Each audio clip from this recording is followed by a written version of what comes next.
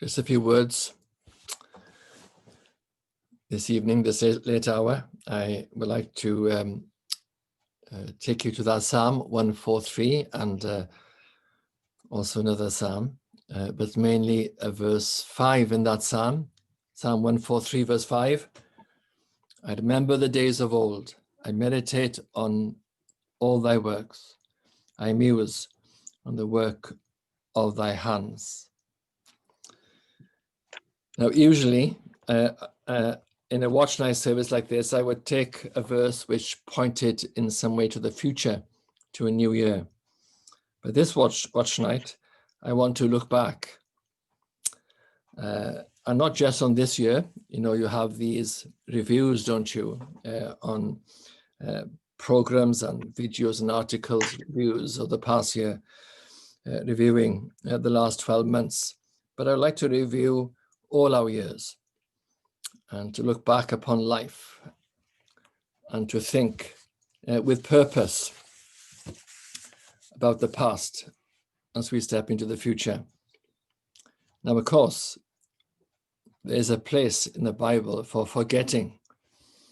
It says in Philippians, forgetting those things which are behind and reaching forth unto those things which are before. And I am a great believer in that kind of forgetting and to press forward.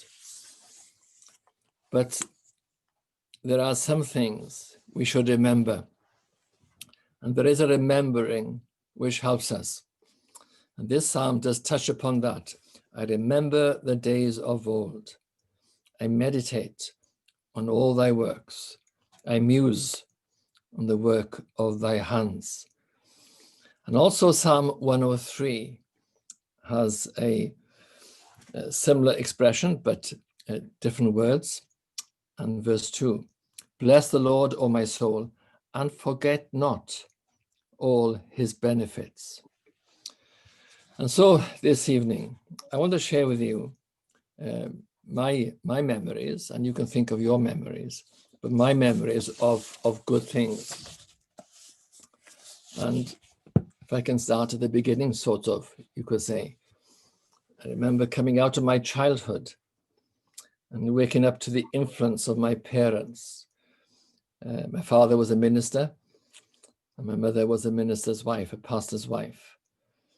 And I woke up out of my childhood into the awareness of godly parents and the gospel. I remember my mother, especially, answering my questions and speaking to me, not just once, but more than once, many times. Dewi, you must be saved, were her definite words. And the simplicity of her words had the effect on me. I also remember my father preaching. And even though I was very much a daydreamer in both school and church, there were moments here and there when I was all ears. I was listening with the soul. I remember good people coming to the home and listening to their conversations and drinking it all in. If I was in the room, I'd be at the back listening. Or in the summertime, as a family, we'd be in a caravan in West Wales. And there, when visitors came, because we were all together, and it was an opportunity to listen. And I listened to them talk. But I have a particular memory of one person, a faint memory, but a telling memory, a man we called Uncle Huxley. He was a preacher, a Calvinistic Methodist preacher, saved in the 1904 revival. He also was a missionary in India, Lushai, India. And even though the memory is quite faint, he just made a mark on me, a clean, a warm, godly and happy presence.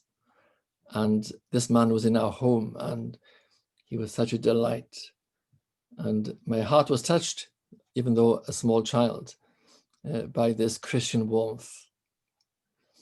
And then I remember being saved I had tried to repent of my sins and believe in Jesus Christ many times in a childlike way.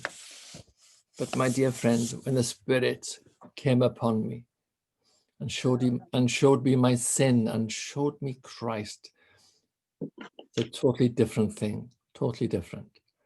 What a memory this is. I was saved with an assurance of salvation. And I thank God for that year, 1969.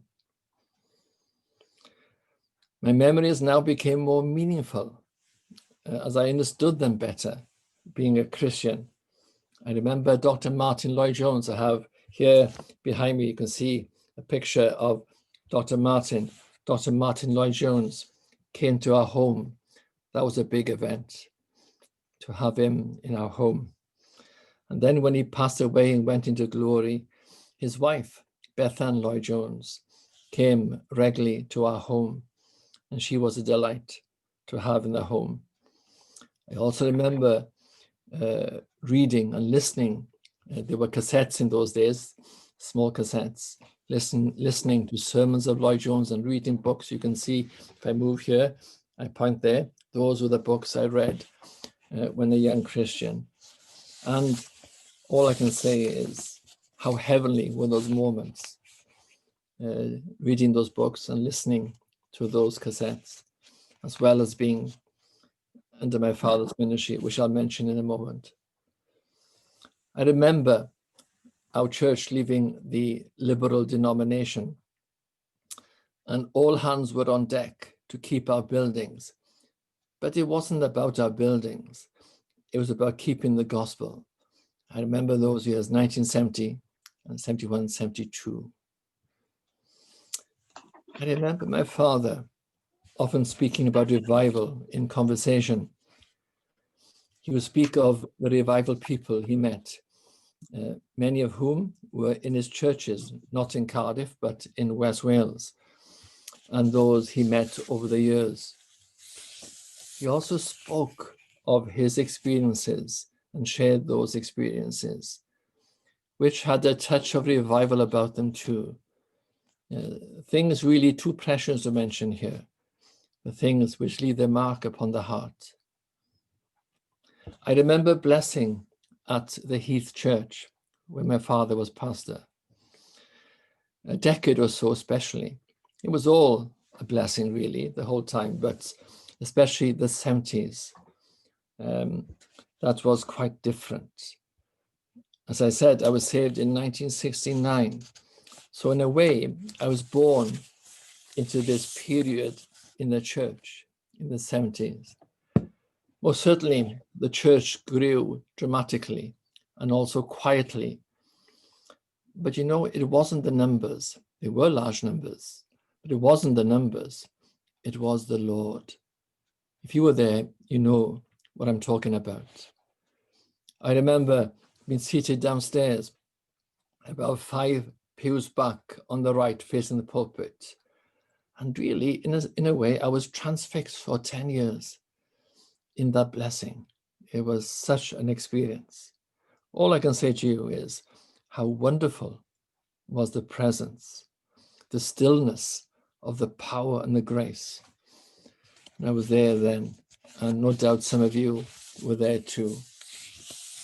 I especially remember a period of about 2 weeks when there was an added sense of peace in all the meetings, not just on Sunday morning, Sunday night, and Wednesday, and the Bible study, but all the meetings, the youth meetings, the ladies' meetings.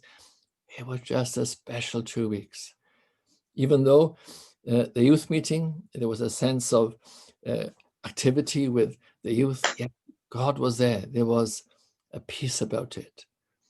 And those 2 weeks stand out in my memory.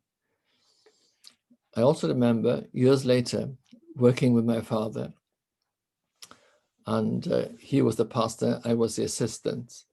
And there at the front of the church, I particularly remember in a funeral, and there I would sit with my father at the front, and he would be taking the funeral, I'd be reading and praying, and I could see he had a few scribbles on a piece of paper, but what unction when he spoke. I have a particular memory with the sun shining on me and feeling the warmth of the sun, but it was much more than that. The sun was almost a picture of what was going on in my heart. Oh, what unction there was on those funerals, and the blessing. I also remember gospel battles, because blessing comes with battles. Although these memories are mostly painful, much good was accomplished through these battles. For one thing, it humbles you, and we are humbled at those times. But often it is the way the gospel is kept anyway. I remember also conversations with my elderly parents. These conversations usually took place when taking them out to some cafe. My father sometimes would want to go to 2 cafes on a trip, and sometimes we did. They just spoke of the Lord. And all I can say is this: it was so edifying and so strengthening. Blessed memories, even quite recently, those memories. I also remember his grace in many, many, many ways over the years. I can't mention those things now tonight, but all I can say is that at key moments, the Lord was there, and the Lord was there and showing grace, and many other things, too many to mention. Can I just say this as I bring these matters to a head? These memories that I've shared with you, but no doubt you have memories. If you don't have such memories, then pray for them. But these memories shape our hearts. And also, they are like a high watermark in your heart. Once you've known the things of the Lord and degrees of blessing, you can't forget them. Now, I'm not saying there is not more, for sure. There is much more. But those blessings that we have known are very precious. And these blessings of the past create desires for the same again and for more. And when we remember these things, and don't forget them, when we remember these things and bring them to mind, we take them with us into the new year.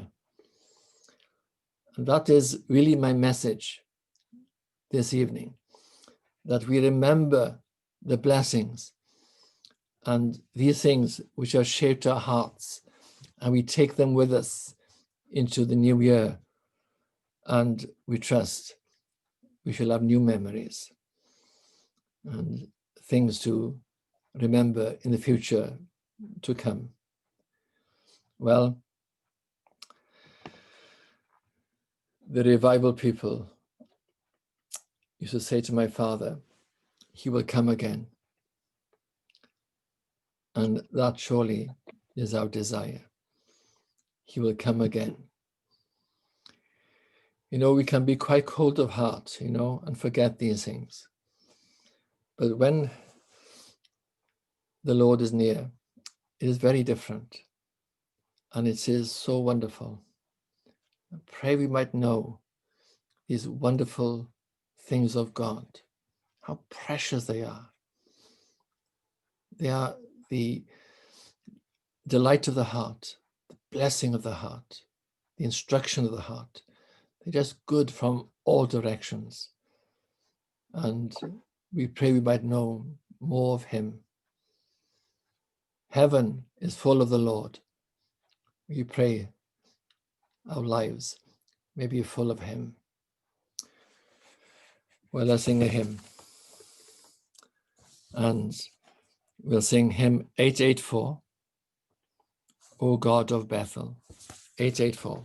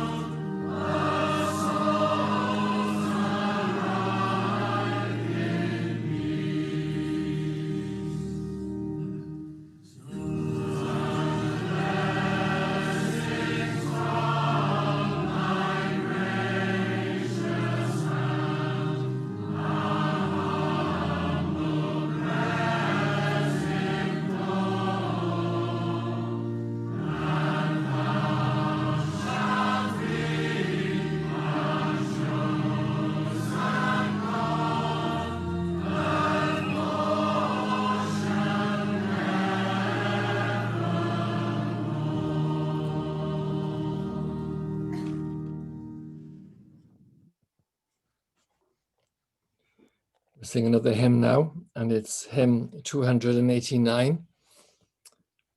Great is the gospel of our glorious God, where mercy met the anger of God's rod. A penalty was paid and pardon bought, and sinners, lost at last, to him were brought. Oh, let the praises of my heart be thine, for Christ has died, that I may call him mine, that I may sing with those who dwell above, adoring, praising Jesus, King of love. 289.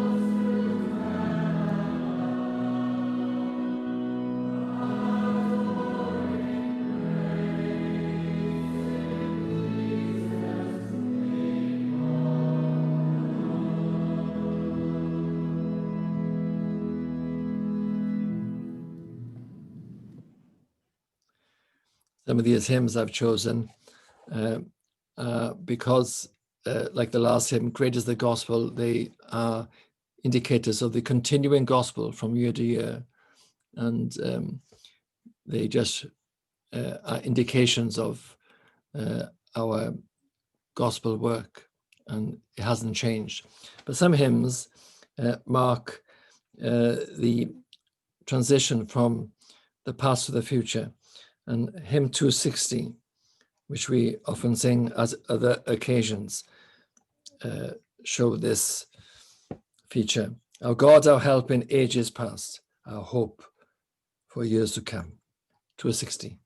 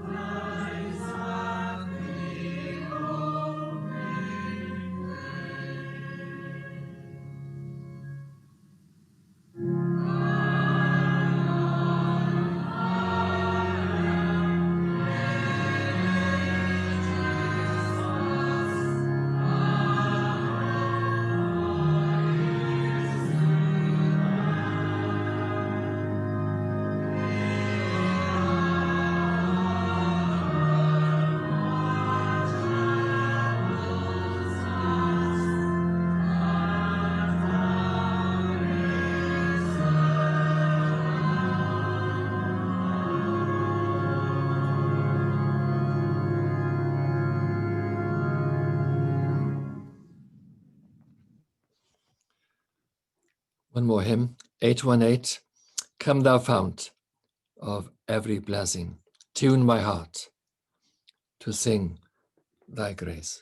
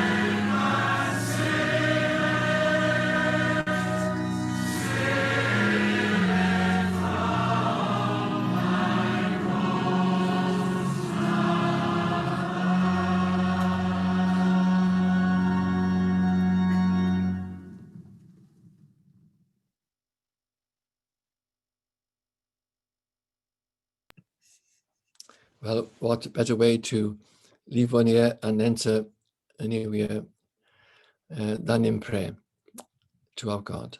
Let's pray. Our Father and our God, we come before thee now again at the end of a year and the beginning of a year. As our life continues, as we step over the threshold of another year, Lord, we pray we might be kept. We ask for thy grace. We ask for thy mercy. We pray for thy nearness. Lord, we pray for thy coming. We look back, O Lord, at past mercies and blessings even. Oh, what precious memories they are, what blessings they are. They warm our heart and touch our hearts. Lord, touch our hearts again, we pray. Bless us again. We pray that the glory will be thine. We might be humbled in this year and give thee all the glory. Oh, for that quiet and yet powerful blessing we long for. We pray, O Lord, the Spirit might be in our midst, that Christ might walk amongst the churches and in our church as well. So hear our prayers and our petitions. And, O Lord, we pray for our church, pray for our land, pray for our families, and pray for our souls. We pray, O Lord, we might be kept from evil, and not only kept from evil, but, Lord, brought into thy nearness and thy blessing. O Lord, that we might walk closely with thee, even beginning at this very moment, this evening. Soften our hearts, make them tender, O Lord, we pray. And we ask for that pure and that burning presence of God in our hearts. And now may the grace of the Lord Jesus Christ and the love of God and the communion of the Holy Ghost be with you all. Amen.